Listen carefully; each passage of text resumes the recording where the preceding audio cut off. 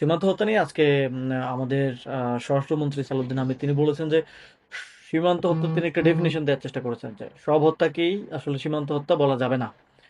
তো এটা খুবই মানে তিনি বোঝানোর চেষ্টা করেছেন যে যারা বিভিন্ন অপরাধ সংগঠিত করতে বা মাদক আনতে বা হচ্ছে চোরাচালানের জন্য সীমান্তের ওই পারে যায়, এটা বাস্তব যে অনেকেই যায়।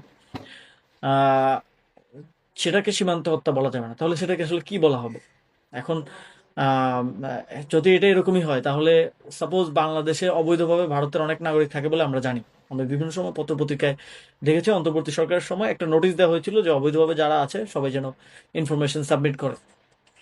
তো তাহলে তাদেরকে কি বাংলাদেশে ভেতরে গুলি করে হত্যা করা জায়েজ?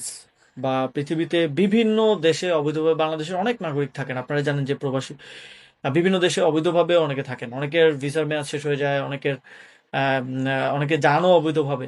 তো তাদেরকে কি সেখানে গুলি করে হত্যা করা জায়েজ? জায়েজ কিনা এটা তো শুধু মানে যদি পলিসি হয় তাহলে এটা তো সব দেশের ক্ষেত্রেই হওয়া উচিত, এবং বাংলাদেশের ক্ষেত্রে এটা জাস্টিফাইড হওয়া উচিত, ভারতীয় যে কোনো নাগরিককে এখানে গুলি করে মেরে ফেলা। তো আহ, এইটাকে যে উনি জাস্টিফিকেশন দিচ্ছেন যে এটা এবং ভারতে যারা মানে সীমান্তে যারা হত্যার শিকার হচ্ছে, বা সীমান্তের ভিতরে, ভারতের সীমান্তের ভিতরে, বা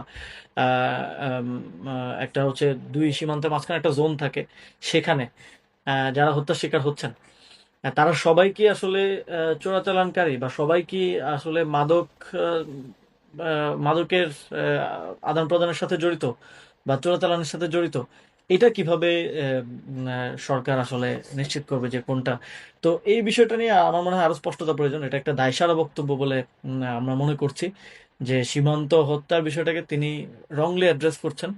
তিনি বরং ন্যাশনালি এই বক্তব্যের মাধ্যমে, ন্যাশনালি ইন্টারন্যাশনালি, এই বক্তব্য তো অবশ্যই ভারতেও বিভিন্ন মিডিয়া কভার করেছে করেছে আমি দেখেছি, ন্যাশনালি ইন্টারন্যাশনালি বাংলাদেশের নাগরিকরা যে কিলেবল, বাংলাদেশের নাগরিকদের যে নাগরিক মর্যাদা নাই, এইটাকে স্টাবলিশ করছে। এবং এই বক্তব্যের মাধ্যমে তিনি বিএসএফ কে আরো উস্কানি দিচ্ছেন এবং জাস্টিফিকেশন দিচ্ছেন যে তোমরা যেটা করতেছো আমরা মনে করি যে দ্যাট ইজ নট রং, মানে হলে আমরা এটাকে রং মনে করি না। এই মেসেজটা দেওয়ার মাধ্যমে কিন্তু আপনি সীমান্তে বাংলাদেশের জনগণকে আরো বেশি ভালনারেবল করে তুলছেন, এবং বাংলাদেশের যে নাগরিকদের যে নাগরিক মর্যাদা সেটাকে অনেক ছোট করা হচ্ছে। তা আমরা মনে করি সীমান্তে কোনো নাগরিককেই আহ, ভারতের সীমান্ত রক্ষাকারী বাহিনী গুলি করে হত্যা করতে পারে না।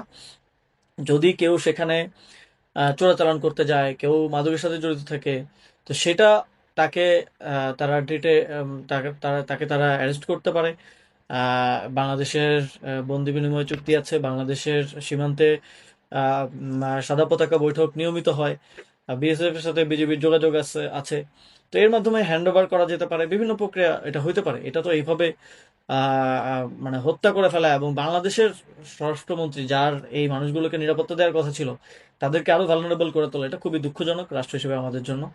তো আশা করি সরকার এখানে মেরুদণ্ডটা সোজা করে সিদ্ধান্তটা গ্রহণ করবে।